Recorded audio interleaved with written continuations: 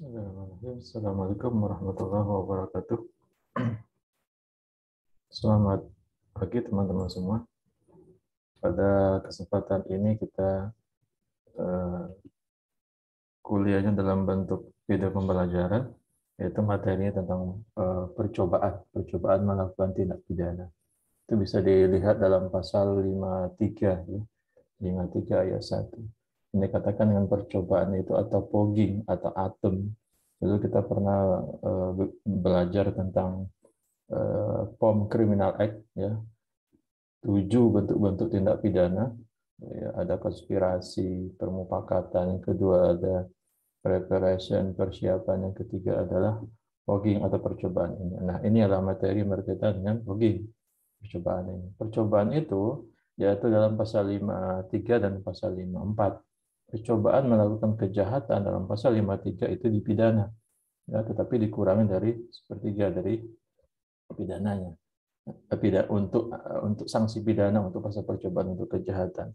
Sementara dalam pasal 54 dikatakan bahwa percobaan melakukan pelanggaran tidak dipidana.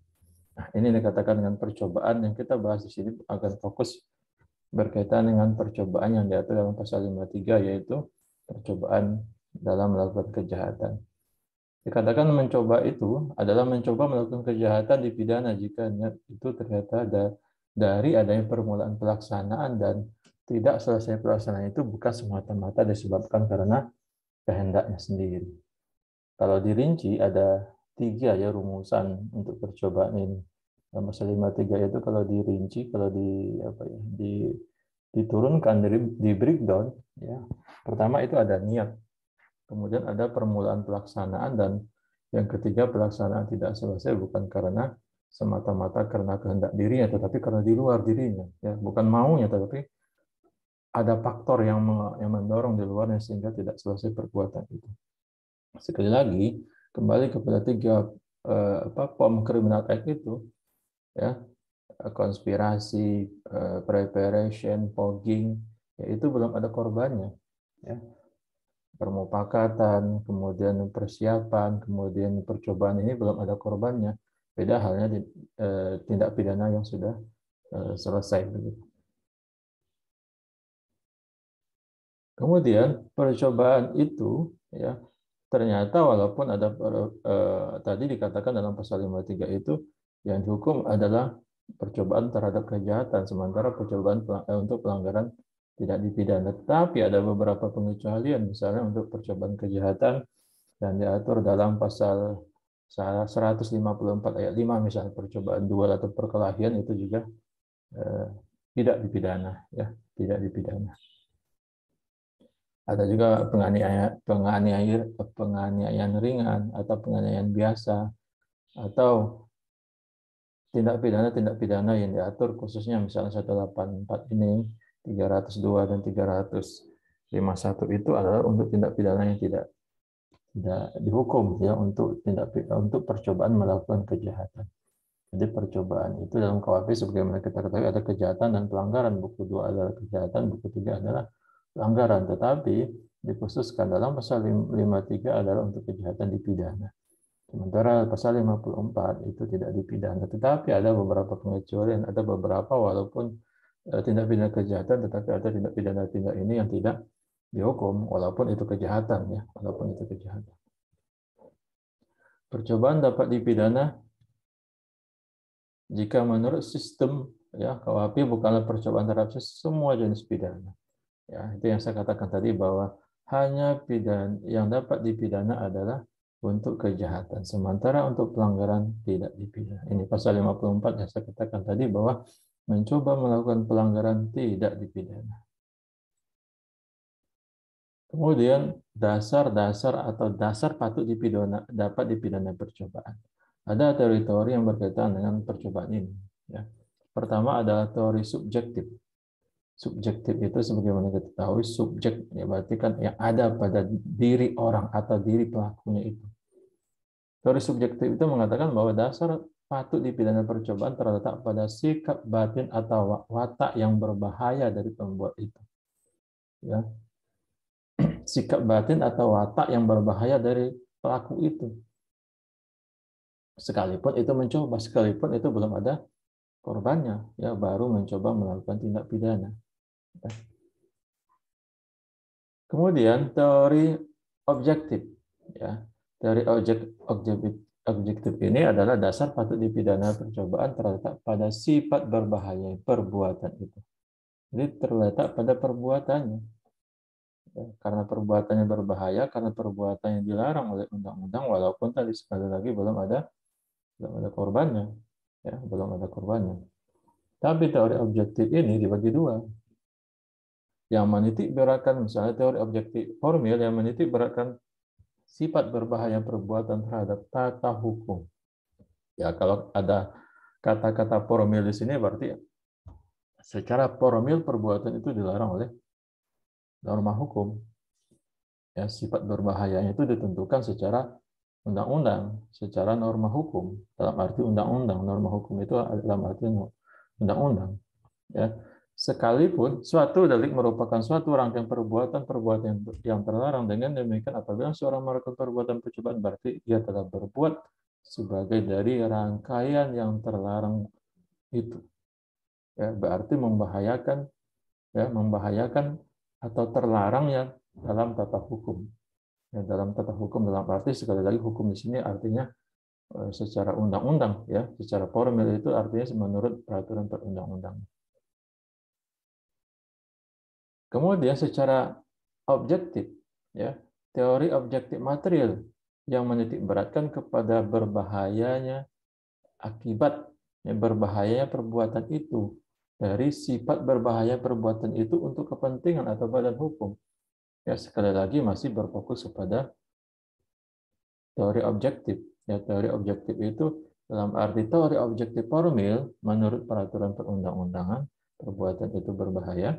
Kemudian teori objektif material yang menitik beratkan kepada sifat berbahaya perbuatan itu yang menitik beratkan kepada kepentingan atau benda hukum. Misalnya salah satu pendapatnya itu adalah pendapat Simon, ya, yang menggunakan pendapat yang membagi pendapat, ya, ada teori objektif formil dan teori objektif material, ya. Kemudian yang kedua menggabungkan atau mencampur teori objektif formil dan teori objektif teori subjektif dan teori objektif, ya, menggabungkan kedua teori yang di atas. Yang pertama adalah yang ketiga adalah teori campuran yang dikenal dengan teori campuran. Teori ini melihat dapat atau patut dipidana percobaan itu dilihat dari dua segi, ya. Pertama ada sikap berbahaya, sikap batin yang berbahaya pada orang itu, berarti secara subjektif.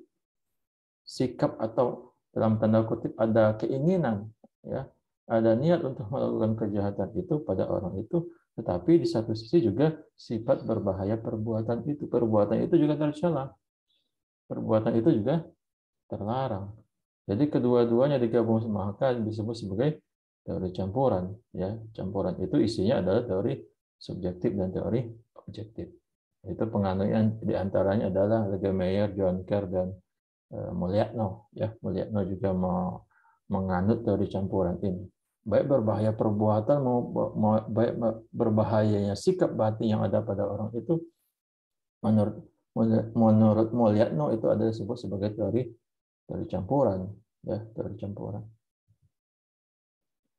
Nah, yang paling penting di sini adalah kembali kepada pasal 53 tadi, ya, di breakdown menjadi 3 tadi, ada niat, ada permulaan pelaksanaan tidak selesai bukan karena dirinya, tetapi karena faktor di luar diri.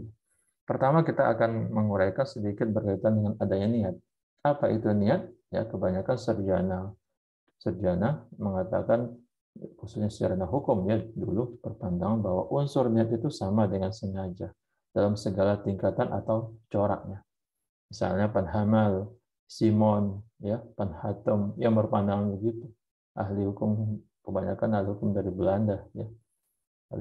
Kebanyakan dari ahli hukum Belanda yang menyatakan bahwa niat itu seolah-olah sama dengan sengaja. Walaupun, ya, kalau kita bicara sengaja itu memang di dalamnya ada niat, ya, ada niat. Tetapi ada beberapa juga yang menyatakan bahwa tidak sama, ya. niat secara potensial memang dapat menjadi kesengajaan. Ya, untuk untuk memperjelas maka ada 3 corak kesengajaan. Ya, mungkin nanti kita akan berbicara lebih lanjut berkaitan dengan sengaja ini. Sengaja itu bisa dibagi menjadi 3. Sengaja dengan maksud atau dolus directus, dan sengaja dengan sadar kepastian, dan sengaja dengan sadar kemungkinan atau dolus pantualis. Ya, kalau dilihat lagi dalam beberapa buku itu bisa lebih banyak corak-corak atau macam-macam kesengajaan itu. Ya, ada yang separuh sengaja, separuh dolus, ya disebut dengan untuk tindak pidana tertentu itu separuh sengaja, separuh tidak sengaja, ya, atau culpa. Ada juga yang menyatakan begitu. Ya, sehingga kalau dirinci bisa lebih dari ya, sekitar 10 macam corak-corak sengaja itu. Ini salah satu ya. Ini hanya cukup 3 ya. Saya tampilkan di sini berkaitan dengan corak kesengajaan itu. Mulyatno misalnya berpendapat mengenai berkaitan dengan niat itu, niat tidak disamakan dengan sengaja, tetapi niat memang berpotensial untuk dapat berubah menjadi kesengajaan apabila sudah ditunaikan menjadi perbuatan. Sebagaimana kita ketahui yang namanya niat itu kan dalam hati, ya, dalam hati. Kecuali niat itu sudah ada aksinya, ya, niat mau aniaya orang sudah ada aksinya, nah itu baru sengaja. Tetapi hanya sebatas niat di dalam hati, ya, belum diwujudkan dalam perbuatan, ya. Sementara kesengajaan itu sudah rangkaian niat dengan perbuatan, sudah ada aksinya. Sementara hanya sebatas niat itu belum belum belum bisa dihukum, ya, belum bisa dihukum. Sehingga Mulyatno menyatakan tidak sama antara niat dengan sengaja. Nah, ini alasan-alasannya, alasan-alasan dari Prof. Mulyatno itu berkaitan bahwa niat itu tidak sama dengan sengaja. Ya, kalau kita telusuri memang sepertinya memang tidak sama ya antara niat dengan sengaja.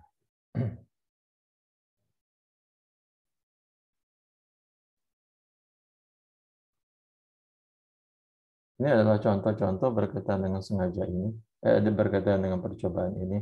Seorang yang sedang berdiri di kereta api, ya, terus mau diperiksa, sehingga yang mau diperiksa itu mendorong petugas yang pemeriksanya, ya, sehingga orang itu kalau nggak berpegangan dia jatuh dan bisa mati, ya, sehingga disebut sebagai percobaan pembunuhan.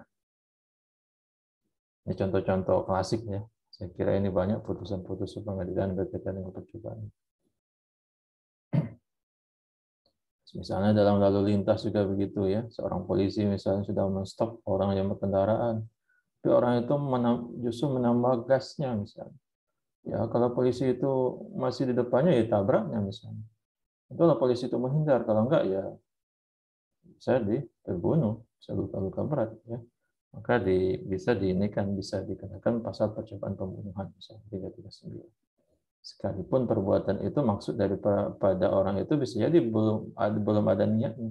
Maksudnya bukan hanya untuk pembunuhan, tetapi dia maksudnya adalah lari dari kejaran untuk menghindar dari pemeriksaan, apakah di kepolisian atau tadi di kereta api tadi misalnya. Kemudian unsur yang kedua adalah permulaan pelaksanaan. Unsur ini merupakan pokok dari percobaan. Namun secara teori maupun secara praktik ini cukup sulit ya. Perlu perlu ya ada batasan berkaitan dengan permulaan pelaksanaan ini. Ada niat, sudah aksinya, ya, sudah ada permulaan pelaksanaan. Misalnya kalau seandainya mukul orang dengan kayu sudah diayunkan, misalnya. Kemudian pelaksanaan tidak selesai bukan karena kehendaknya. Sudah diayunkan kayu tadi, tetapi orangnya menghindar. Artinya tidak jadi memukul orang. Orangnya mungkin itu tadi jago silat misalnya, sehingga orang itu menghindar, tidak jadi pemukulan. Nah, itu yang dikatakan dengan percobaan. Pelaksanaan tidak selesai bukan karena dirinya, bukan karena kehendak pelaku, tetapi karena bisa karena orangnya, ya bisa karena penghalang fisik. Misalnya nembak orang misalnya pakai senapan misalnya, ternyata pelurunya macet. Ternyata pas ditembak udah dipegang itunya, mekaniknya sudah dipencet misalnya. Tapi tiba-tiba ada orang yang mendorong di depannya sehingga yang kena adalah tembok misalnya, nggak mengena sasaran. Padahal yang disasar itu adalah orang misalnya. Namanya percobaan pembunuhan misalnya. Bisa juga karena tidak ada penghalang fisik, tapi karena misalnya sudah ada gelagat mau mencuri, sudah masuk ke rumah orang, ternyata orang teriak misalnya, padahal sudah masuk ke rumah orang itu. Akhirnya apa? Akhirnya lari misalnya. Karena larinya itu bukan karena kehendak dia pribadi, tetapi adalah karena ketahuan. Ya, karena faktor dari luar. Beda halnya kalau dia kehendaknya mengurungkan diri, mau mencuri, tapi mengurungkan diri berhenti melakukan pencurian misalnya. Bisa juga karena sebabkan barangnya itu misalnya terlalu berat, walaupun sudah diangkat-angkat tetapi ketangkap misalnya.